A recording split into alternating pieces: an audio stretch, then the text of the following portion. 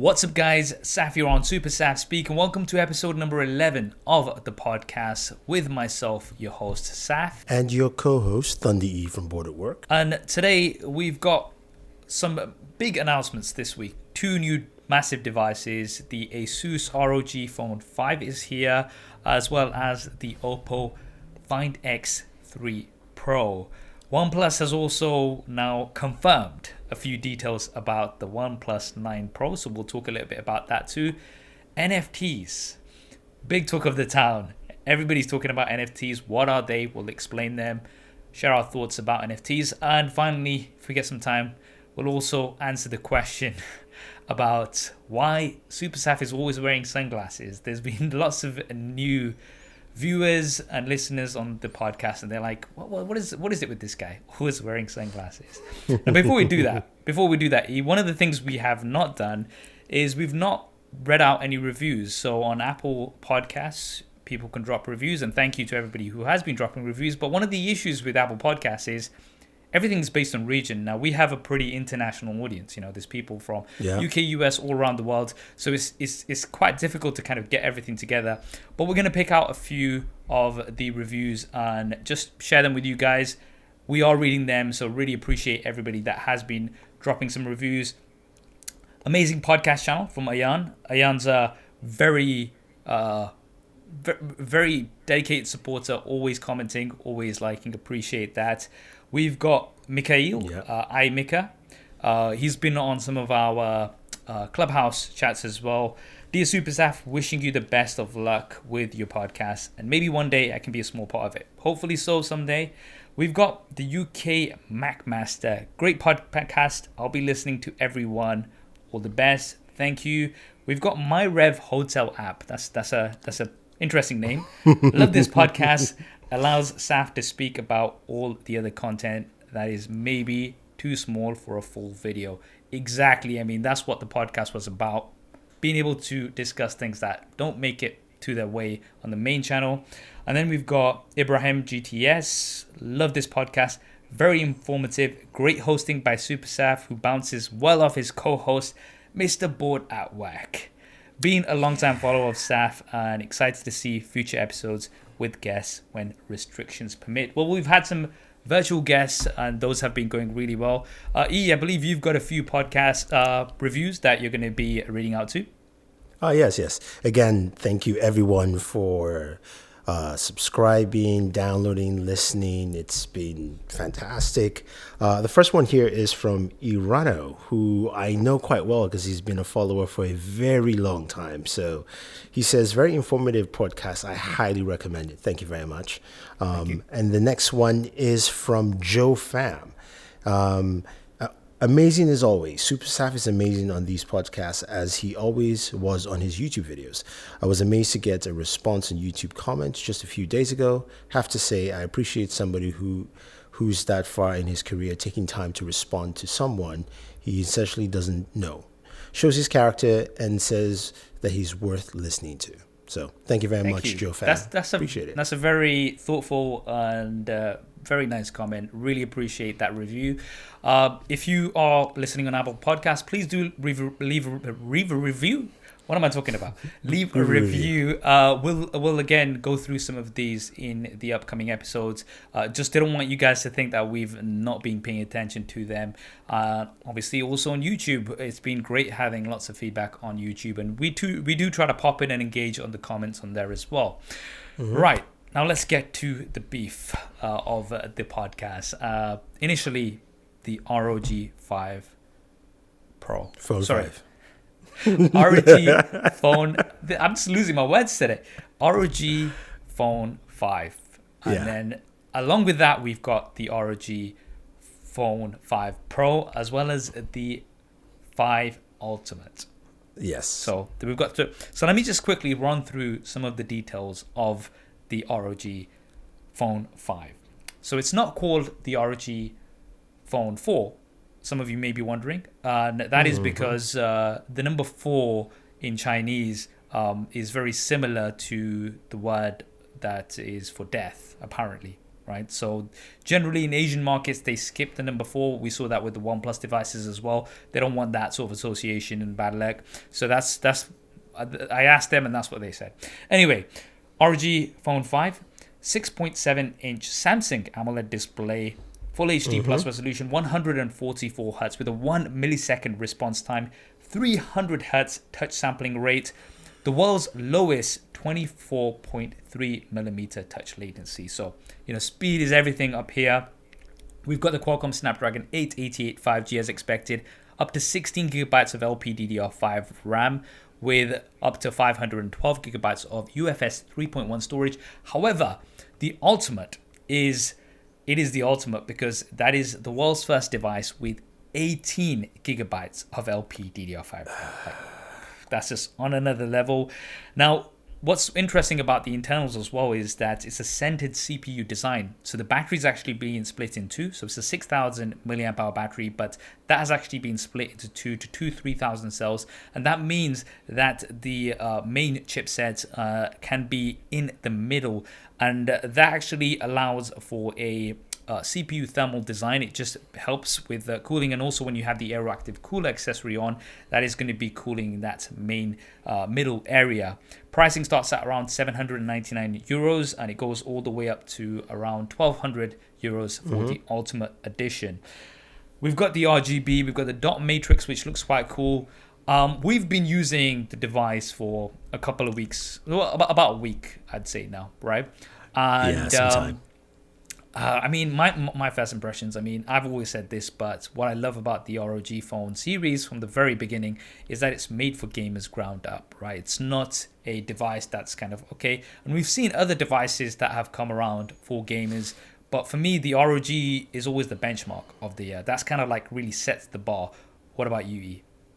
Oh yeah, this is a gaming device. We've got our videos up. You guys can definitely check it out. If you're a gamer of any kind, that's even the difference with this device. Whether you're a console gamer, you're a PC gamer, and you're a mobile gamer, the ROG Phone 5 will take you to all those destinations quite comfortably. Yeah, it's a powerful. Performance-wise, no problems whatsoever. But it's also all the features that ASUS has put together. So we've got all of the. They don't call them air triggers anymore. I believe they're calling them. I still called it. I called it air triggers and shoulders. The funny, it's still so. In the app it says air triggers when you're trying to customize them, though. That's what it's still called. I'm assuming it must have been some sort of trademark of the air triggers. Might have been registered by someone else, so they had to change the marketing term. But essentially, you can customize. There's on the Ultimate, there's 18 customizations that you can have. Now, for me, that's way too much, right? But just having those buttons or shoulder buttons that you can just tap, having the USB ports, that's actually, there's one in the middle as well as one at the bottom. We've got the 3.5 millimeter headphone jack with a DAC. It's really all out. They've gone all out. They've done quite a bit. I think one of the things also is the Aero Cooler. So you mentioned the multiple customizations. With the Aero Cooler, what you have is it also has customizable trigger buttons as well, and I actually use that more. So you can have 4 trigger buttons, 2 the shoulders and 2 on the Aero Cooler that you can map out for your games. And I've been playing Call of Duty Mobile a lot on it, and I have not lost a single match. Been dominating people. They're probably crying, thinking like, "Wow, this guy's really good." Not knowing I'm using like controllers. It essentially gives you an infrared advantage, arguably, right? Because of all these features. Now, it's just. One of the things is, however, the aeroactive cooler is not included on the base model of the ROG Phone 5, so that might be a little bit controversial. But then again, I'm not sure everybody will be using it. So if you do want those features and you want that aeroactive cooler, then you might want to go for the Pro. But yeah, the Pro then has the display at the back, and then you've got the monochrome display on the Ultimate. It is a beefy phone, and it's all packed up, and we've really been enjoying it. I think one side where it does kind of fall down, and we were expecting, is the cameras, right? The cameras are, they're okay, but they're not gonna really compete with any of the flagships that are priced similarly. They're just not going to be on the same level. They've not used the same sensors as we've got on the Zenfone series as well. So, that's something that we were hoping for. So it looks like they've kind of prioritized everything else. I don't know if you're a gamer and you are somebody who would be buying a gaming focused device. How important are the cameras for you? I would say that I would like to have a bit of a balance there, but it is one of those things. I just think that it really seems like a secondary thought for a lot of the gaming smartphones. Yeah, I do agree. I think the one thing I was hoping to see was the tiered system, just like you find on the Galaxy and stuff like that, where the camera system was better on the Ultimate. Then I'm okay with that. I'm really okay with like the Ultimate being the one where you get the full package. Again, when you compare it to say a Galaxy, then you go like, well, Galaxy can't really game like this, but this also gives me solid camera. That's what I would like to see. I get it that there's a focus on gaming and there's a really strong focus there. So hopefully we see that improvement. But I would say I've been really enjoying the device because the features in terms of specs, I think one of the things you would probably also say is this year is that the specs kind of match the idea of what you're getting. When you hear 6,000 milliamp battery life, yeah, you're getting battery life. When you hear the 144 hertz, you're getting those. So it's almost like when you read the spec, just know that that's what you're getting with this device. Yeah, in a sense. Totally. Yeah, I mean the battery as well. We've got 65 watt charging now, so you can get from 0 to like 70%, which is actually a significant amount because that's like around 4,300 milliamp hours in around half an hour, and you'd be pushing it to get that sort of level of charging because it trickles off towards the end on normal devices. But because this has such a big battery, because it's split in two, you're getting some really fast charging speeds as well. Of course, wireless charging isn't there, but I think, for a gaming device, which you're going to be powering up quite a bit, you want that faster charging. I kind of get it. That's not that much of a big deal. I think overall, we are, pretty happy with what ASUS has offered with the ROG Phone 5. I think it definitely does set a benchmark for the upcoming gaming smartphones of the year. Yeah, I definitely agree. I would say go check out our videos. I wanted to say more about battery, but probably, trust me, I can talk for a while. But check out our videos because there's so much in this device that we are just almost paraphrasing in a sense. Yeah. Check out the videos that we've published. It's definitely one to look out for. Another device that has just been announced today. Well, we're recording this podcast in advance, but it would have made your news today. It is the OPPO Find X3 Pro. Now, I was very impressed with the OPPO Find X2 Pro last year, one of my favorite devices of the year. And OPPO have now come in with the Find X3 Pro. Looks very unique. It's made from a single sheet of glass at the back that has been molded. I thought you were about to say a single sheet of aluminum glass. No. Single piece of glass, right? Okay, but what's really impressive is that at its thinnest point, it is 8.26 millimeters, 193 grams, which is really good because what I'm finding is, flagship devices are getting heavier and heavier. If we look at the likes of the S21 Ultra, if we look at the iPhone 12 Pro Max, they're big and heavy devices, so they're not the most comfortable to use. You're looking at around 220 up to 230 grams in weight. This is quite compact and it's a very good looking device. We do have a Quad HD Plus resolution display with 120 Hz. It is an LTPO display this time, so that means it's got a dynamic refresh rate. It can go all the way down to around 10 Hz. Based on what you're watching, it can go all the way up to 120 Hz as well. We of course have the Qualcomm Snapdragon 888 chipset, 12 gigabytes of LPDDR5 RAM with 256 gigabytes of storage. And then for the cameras, it's quite interesting, and I want to talk a little bit about this.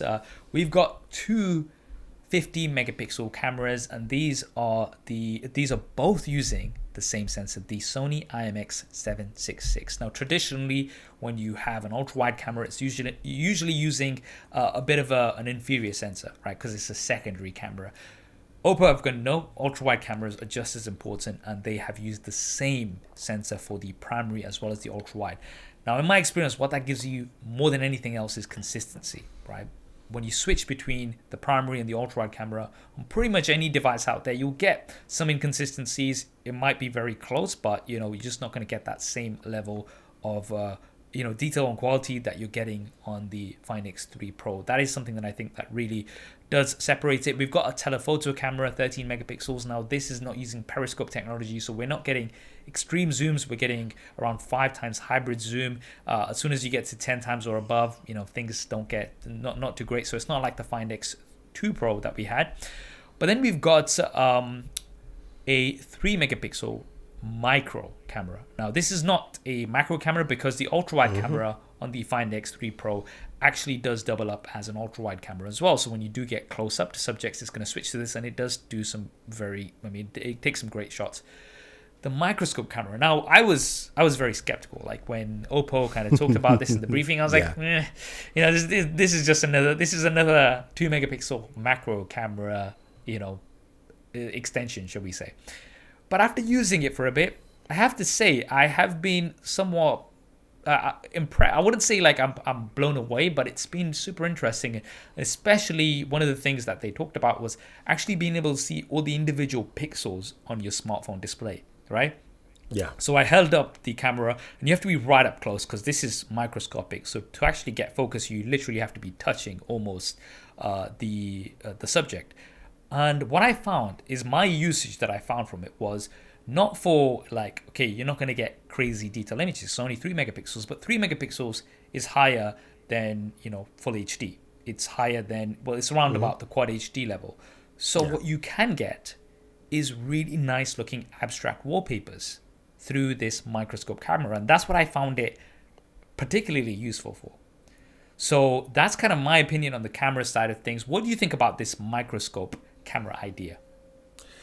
It's very interesting because I remember when they mentioned it, and I said, in my mind, I'm like, they're going the opposite level. They're taking me back to my days as a microbiologist. I'm not sure which one it is. But I think what it does is, and maybe OPPO is, and I like the gamble. I do like the fact that they're trying something different, even though they did have periscopic, zoom last year, they don't have this year, which I was hoping to see them improve because they had some really good stuff on it. I think part of it is also what can we do with it? Like, what's the artistic nature of it in the sense of we live in a world where we've got social platforms that are very visual. Yes, there's also Clubhouse and Spaces, which is now audio, but very visual. And like you just said, you've crafted some unique wallpapers from it. And what else can you craft from this? And because it's all about what are you sharing? And I think that's probably the mindset that when they were like, what can we do? Because you know what, that 3 megapixel, 4 megapixel macro lens that they put in budget phones just don't work. What can we do that's different? And I applaud the approach. I don't know if it's going to work for everyone, but I like the approach because at least if you're trying to have fun and you're enjoying your camera and you want to try something different, this will give you that kind of image. And when you say different as well, talking about the design, it's also quite different. So yes, the camera layout might kind of remind you a little bit of what we've got in the iPhone, but in terms of how instead of having a traditional camera bump, shall we say, where the dust kind of gathers around the edges, this kind of like just rises up and has curves. It's got like a little bit of a ramp into the camera module, So I initially I wasn't too sure about it, but I quite like it. I've got the matte blue here, which really does not attract many fingerprints, which I really like as well. I've not tried the gloss black, which I wouldn't generally be my taste. Something that's glossy because that will attract a lot of fingerprints. So I kind of like what they've done here. Also to mention, OPPO actually sent me 2 of these to give away to the audience. So I'll definitely leave a Gleam link in the show notes and on the YouTube video if you're interested in having a chance of winning one of these. And it is worth £1,100, so it's definitely coming there in the flagship category. We also have a 4,500 milliamp hour battery, 65 watts SuperVOOC charge. Now the interesting thing here is the charger is included. This is something we're not seeing these days. So the charger does come out the box, so hey, again, good work there, OPPO. And also we now have wireless charging. This was something that I found, I really did find myself missing on the Find X2 Pro because that did not have wireless charging. So not only do we have the 65 watt fast charging, we have 30 watts AirVOOC, which will get you a full charge in around 84 minutes. You will get a full charge in around 35 minutes using the 65-watt wide charging. But again, that wireless charging speed is pretty good again. You will need a charger that can output that sort of wattage. And you've also got reverse wireless charging, which I don't necessarily use, but it's 10-watt reverse wireless charging, which is actually quite a bit faster than everything else out there. Yeah, I believe the Galaxy is either 7 or 9. I could be wrong, but you're right. 10 is probably the highest. And I hear people who say they don't use it as much, but I find myself using, and again, maybe it's because we haven't traveled as much as well. Because whenever I travel, I only carry one charger and a couple of USB Type-C cables. And whenever I'm charging my headphones, it goes on my Galaxy on top of my Galaxy device. So yeah, it's useful.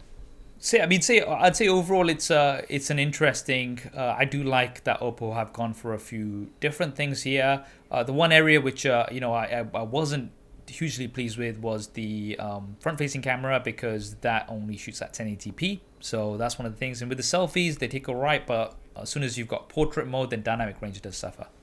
Yeah, I mean, there is something there, except the fact that I don't know is it the camera or is it the fact that you wear sunglasses? Yeah, I'm not sure. Yeah, we'll be coming on to that a little bit later. But also one thing that I forgot to mention, you've got 1 billion color capture, so you can shoot 10-bit photos on the Find X3 Pro. However, where you can view those photos will be a little bit limited. I try to open these on Photoshop on my Windows PC, and they just wouldn't open. It's HEIC files, so that's something to keep in mind. But I think OPPO, I do like what they've brought to the table here, and it's nice to have some competition. And we'll be doing lots more coverage. If you want to see videos again, we're going to plug the channels. Check out the main channels, Board Out Work and SuperSaf, for more detailed coverage of the Find X3 Pro. Now, I mentioned 10-bit images, and that nicely brings us on to the sister company of OPPO, should we say, and that is OnePlus. So OnePlus recently made some announcements about the OnePlus 9 Pro. Yeah, very big. So we've been seeing them tease these moon pictures, and we're thinking, what is it going to be? Is it going to be periscope zoom technology? What is it going to be? But, a lot of us kind of figured out very quickly that it's the partnership with Hasselblad. Hasselblad were the first to actually have images of the moon. I believe they were the first cameras that actually took pictures from one of the Apollo missions. I can't remember exactly which one it was. And now it has been officially announced that OnePlus is partnering with Hasselblad, and it's $150 million investment. And this is going to be a 3-year partnership. So it's starting with the OnePlus 9 Pro, but it's going to continue on. And they're trying to bring Hasselblad's expertise to, fine-tune and improve their cameras, which have generally suffered, I would say, over the past few generations. Wouldn't you, E? Oh, yeah. I mean, remember we talked about this a few podcasts ago, and we also just kind of mused in the fact that, is this going to be a proper announcement? And it looks like, at least from indications, and also I was looking at a tweet from Michael Fisher, Hasselblad is helping them with their color correction and a few of those software and imagery type things with this. And also it looks like the $150 million investment just happened recently, so we're going to see more from them in the future. So right now we're getting the early stages. Kind of reminds me again of Huawei and Leica with the Mate and the P series. Remember the P20 came out of the block, and everybody was like, wow, Huawei went from complete trash last year to to that's stuff. One of the successful partnerships. I mean, there's been some failures in the past as well, but I would say the Leica partnership has definitely been one of the highlights. Let's hope this is more of that and not some of the others.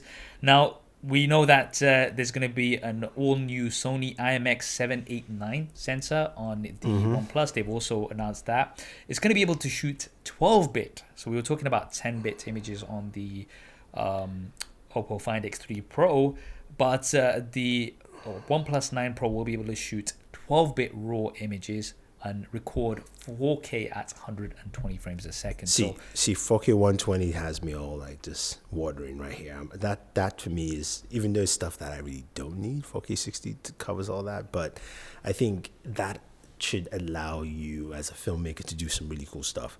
Plus, plus you can always slow down your footage. If you're like me with shaky hands, which Daniel's laughing over there, then you can slow it down and take a lot of that stuff off as well. So very interested in those cameras. And they also confirmed that March the 23rd will be the official launch date. So that's when they're going to actually reveal everything. But they've already shown the device as well, because they showed the little promo and they've officially shown an image of it. Obviously, we had already seen this from Dave 2D's video with all of the leaks, but now we've seen an official render from OnePlus confirming the design with the Hasselblad branding on the camera module. So not much left of the imagination, shall we say. I mean, true. I mean, they could have some new features. They could be adapting 120 watt charger. I'm just throwing that out there. That is not factual. I think it's rumored to be 65 watts, I think, as far as the rumors go. But we'll see. I mean, it's looking like a promising device again. I think March is, really heating up with all of the new device launches. We'll of course be covering the OnePlus 9 Pro in detail as soon as it's out. Right, now, one of the new things that's been the talk of the town online has been NFTs, something that everybody's been talking about. Non-fungible tokens. Okay. Yep. So I'm gonna pass this over to you because you're more experienced in this area, especially when it comes to anything that involves any kind of money. So do you wanna quickly break down what NFTs are and just make it more digestible for the listeners and viewers? Yeah, so NFTs are, as Saf mentioned, non-fundable tokens. So you can't, as a piece of crypto in a sense, you can actually use it as currency. It is not currency in any form. But what it allows you to do is to capture either art or content in a way, and then have that run through as it's tied to crypto. So basically either tied to Ethereum or whichever, depends on what the NFT is based off, but a lot are based off Ethereum, so that it's trackable. So give you a very simple idea. Again, it may sound difficult, but a very simple idea. If you know the actor William Shatner, aka Captain Kirk from the original Star Trek, he created 100 NFTs last year of images from him in different TV shows, movies, a lot of Star Trek stuff as memorabilia. So he made basically trading cards, but digital trading cards. Now they were labeled 1 through 100, right? And he sold them off. Now, here's the thing about it. It's like you can sell it off, and of course, like anything else, he's William Shatner, so which means it would be priced higher. At least they'll be bidding for it, right? That's the first half. The second part is that once, say for instance, I buy his Star Trek, episode 5, NFT, I can now sell it. Now, this is one thing we've never had before, reselling digital content. Now, we do see that in some digital worlds or some digital games. Like in World of Warcraft, you can buy someone's account and things like that. But that's buying someone's account, right? That's a very different thing. This is just, a digital trading card. I can sell that. And once I sell it now, I bought it for $500 because people want Star Trek 4 and Captain Kirk. I now sell it for $5,000, right? Because it is tied to his crypto account settings. There are many ways of setting up NFTs. Because it's tied to that, he gets a portion of whatever that sale is. So as an artist, if you think about it this way, your art now can go around and you still benefit from recurring currency. I like that. Almost like a fraction of the sale. So there's like a 10% fee whenever you sell it off to someone else, because the originator of the art, is not making any more. And even if even if I sold it for $1 million, then William Shatner now gets 10% of that million. And he could set a percentage. So he could say, okay, 10%, 5%, whatever it is at the start, right? So now this is quite interesting, because I mean the example I was always kind of going back to, because a lot of people are like, yeah, but it's a digital asset, right? So if we kind of take it back to actual art, right, physical art. So if we look at some of the most expensive paintings, whether that be the Mona Lisa, something from Van Gogh, or Monet, you've got these amazing pieces of artwork which people will pay good money for, right? And they're unique. But now this is kind of in a way similar, but now bringing this to a digital form. Now, the difference here, which I think what a lot of people, struggle to grasp is, okay, you've got many copies of the Mona Lisa, you've got many copies of all of Monet's paintings, etc., right? There's loads around the world, but the original is the original, right? And that is a physical piece of artwork which cannot be replicated exactly. Now, when it comes to digital art, I think this is an amazing thing for digital artists, right? So we've seen some, I was just saying on a Clubhouse chat that, say, Banksy was to create and he has he done that, right? Or if he had a piece of artwork, right, that he had made and it was an NFT, I can see that having a lot of value, and once it's sold and sold again, then he's still benefiting, which I can really see a market for. The only thing with a digital asset is, say you make something in Adobe Illustrator, you can save off pretty much the same original piece of artwork as many times as you want. Essentially, it's not like a physical piece of art which you do a painting of, and there is only one of those in the world, right? There's only one of those in the world. So that's, I think, one of the things that a lot of people are kind of struggling to get their heads around as well. I think you just have to look at it this way. If you make many copies, then the value, of course, decreases as well.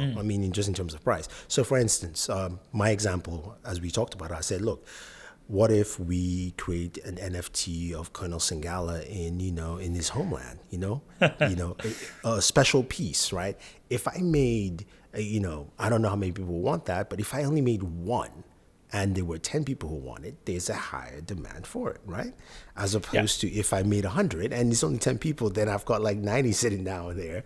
Yeah, but it's still a digital asset, whereas, it can be replicated more easily, than a physical piece of artwork is what I'm saying. Well, yes, yes and no. So the way NFTs work, again, is just like crypto, is that it's tied. And again, for anybody to say that it's genuine, it has to go back into the blockchain and be verified. So basically, the reason you put it that way is that so no one, even if people replicate it, for instance, William Shatner's trading cards, you can make a copy of it. But if it's not part of the 100 that is listed as an NFT, it is fake. And with everything, value is what people make it. Right now, the reason why $1 is worth $1 is because it's backed up and everybody believes that it's $1. If it's not, and if it goes like the Zimbabwe dollar, which was 1 trillion to a point where it's just not worth the paper that it's on, sort of a thing. Value is set by people who are interested in this particular item. So I guess it works in that sense. Yeah, it definitely works. And I think as long as people look at it in that aspect, and I know a lot of people are rejoicing, but I think it's going to help a certain segment of individuals kind of get into the digital age in a better fashion. Now, there's another element of this. Now, the digital art thing, I totally accept, and I actually really like the concept for, because I think it's going to be a game changer for digital artists who make amazing content online, right? But then there's the other element of it. So, Jack Dorsey, the co-founder of Twitter, he has put up his first ever tweet, right, as an NFT, and currently the highest offer is $2.5 million. Right now, this is on the verge. The way they're kind of describing it is what you're purchasing is a digital certificate of the tweet. So the tweet is openly available. You can see it. You can take a screenshot or whatever.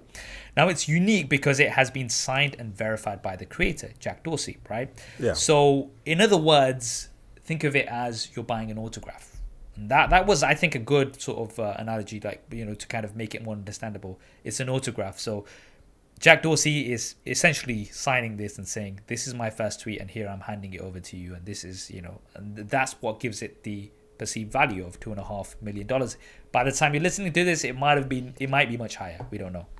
Yeah. That actually brings a very interesting point that I had a conversation with Sam, and hopefully we can discuss this another time, because I think it really bears in mind one of the questions that he posed. He said, we need to understand as we move and grow in the future on this planet that we are going to have two types of lives, our physical lives and our digital lives, which we already do, but nobody understands. And he was saying, look, in our physical lives, in America, you've got Social Security, you've got your signature. It's funny he mentioned that. He's like, we need to have these same things digitally so that it verifies who we are. And you just mentioned it's an autograph. And in my mind, I'm still going, I would prefer, like you said that, and the first thing I thought was I prefer his physical autograph than the digital one. But then again, I know that in maybe 20 years' time, we will write less physically, or we may still write, but on a digital, platform, whether it's a tablet or something like that.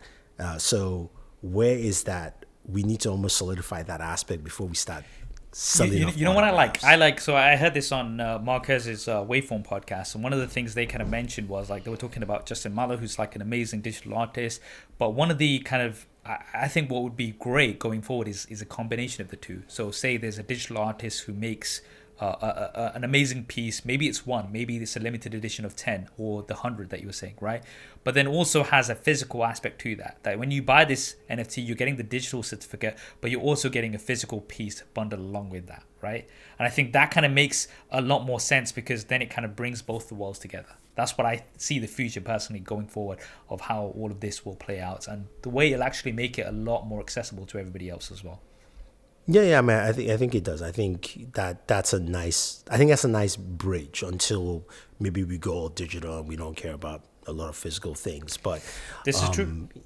I think that's a good bridge that where most people will understand, or at least a certain generation of people will go like, okay, I get it. I can always display this on any of my devices or anywhere I go digitally, but also have it here at home, physically, that kind of thing, physically. So yeah.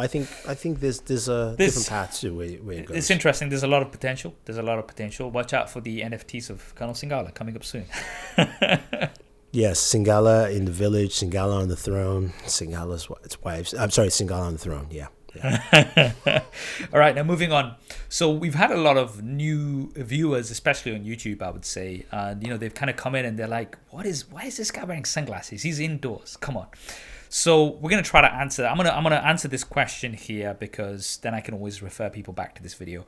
Why is SuperSaf always wearing sunglasses? Okay, so I'm going to kind of roll it back. I'd say about 10 years or so.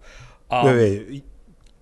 10 years, or when you were 10 you started wearing sunglasses? I'm just trying to clarify here. I used to wear sunglasses when I was 10 as well, but when it really sort of kicked off, the whole sunglasses thing, was because I do wear glasses normally, right? And I don't like wearing glasses. I don't know if it's like a psychological thing, because I used to look very dorky when I was in school. I don't know what it is. I just don't like wearing regular glasses, okay? So what I would do is I'd wear contact lenses, and I'd wear contact lenses all the time. Now, if there are any contact lens wearers out there, they'll know that your eyes dry up much more quickly when you're wearing contact lenses compared to when you're not, right? So one of the things I used to do to kind of combat that, when I was outdoors, if it's a sunny day, if it's windy, I just wear sunglasses, right? And then it just started becoming a thing, because when I would be wearing sunglasses, I'd take pictures and then I'd post them on Instagram. And I think even if you roll back to like the inception of my Instagram, you'll see me with sunglasses a lot of times.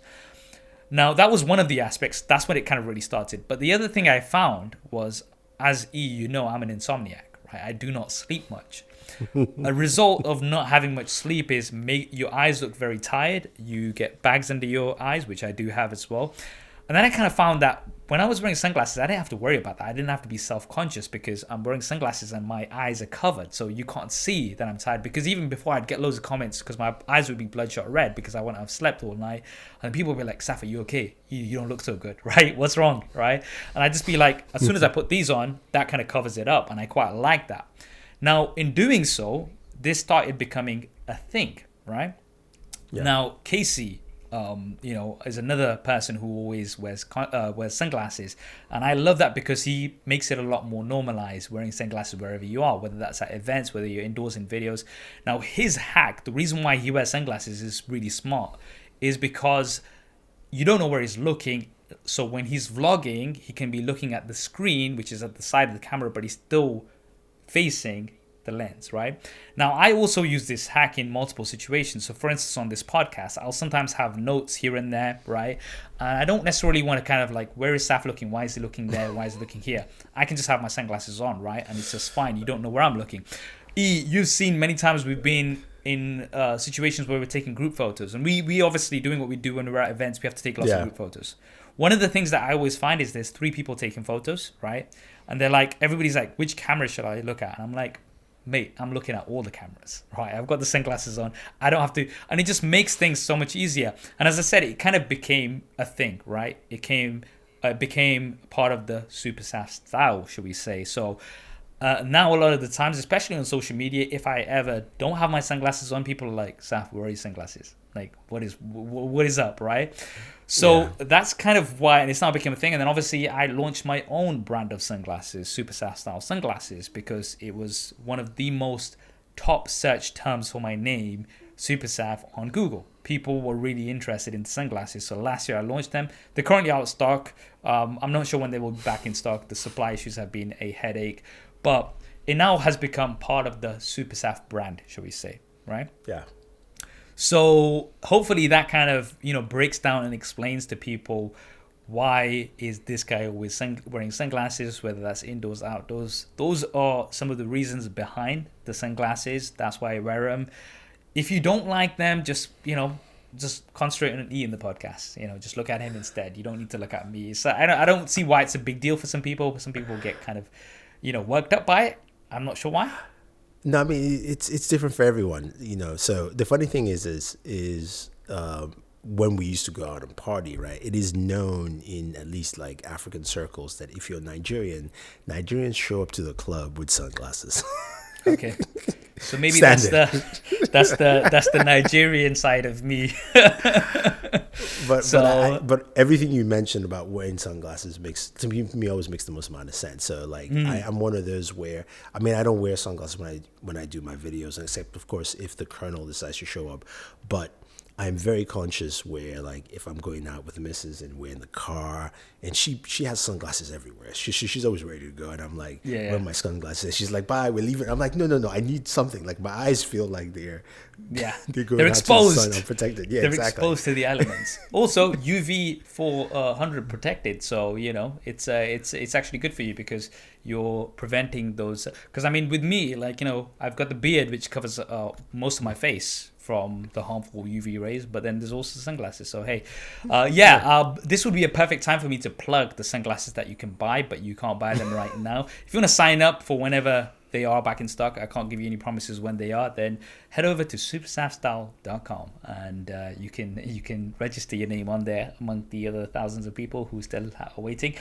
Eventually, we will eventually get them back, won't we? Soon. We're working out. Making your own products is very, very difficult. I want to make sure that they're right up there in terms of the quality, but they will hopefully be coming soon. Okay, there you go. All right, now you know why I wear sunglasses. This will be up as a clip on YouTube, so whenever people search for it or anything, they can just watch this clip. Okay, finally, I feel like there's been a burden taken off my chest now, so I've got that done. Yeah, the truth will set you free. But anyway, guys, I really hope you enjoyed this episode of SuperSaf Speaks. Episode 11, I believe it is. We've had some guests on the show. We're going to have more guests on the show. There's lots more tech coming up. So there's going to be lots of coverage, podcasts. Make sure you follow on all of the usual places. Subscribe on YouTube if you haven't. And drop us a review. It'd be great to read some of your reviews in the next episode. Thanks for listening and watching. This is Saf on SuperSaf Speaks. And Thunder E from Border Work. And we'll see you next time.